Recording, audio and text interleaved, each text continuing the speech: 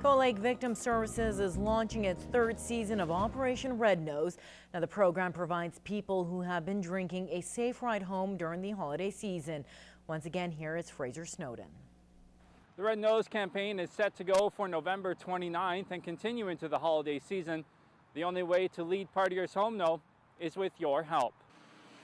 3 volunteers will be needed for each client, 1 for navigation, 1 to drive the client's car, and 1 to follow.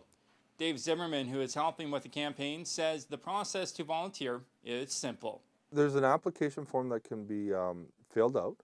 You can either pick it up at the Cold Lake RCMP detachment, or you can get it online at the Operation Red Nose main website that's out of Quebec. The program will be free, but they will be accepting donations.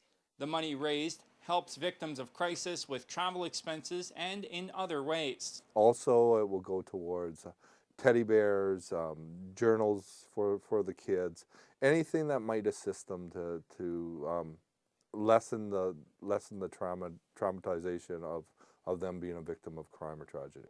Red Nose was inspired here in Cold Lake by RCMP Constable Jody Mattinson. He brought it to our community. It was one of his projects that he brought because he was actually at the East Coast. He was a volunteer for Operation Red Nose.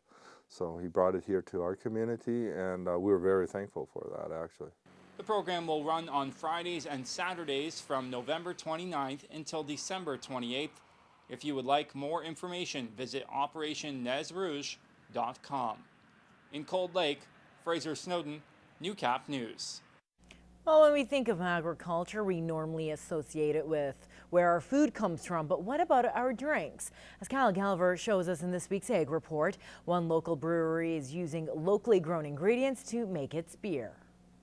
So behind us here, we have our malted barley. And Aaron Hogarth is getting used to doing tours like this one. There's been a steady stream of people flocking to Edgerton to check out the Ribstone Creek Brewery. Now, the name might sound familiar. You can find Ribstone Creek Lager in most border city liquor stores. Everybody likes to come in and see what's new, what's going on, try some of our beers on tap. The small town business has been brewing for almost a year.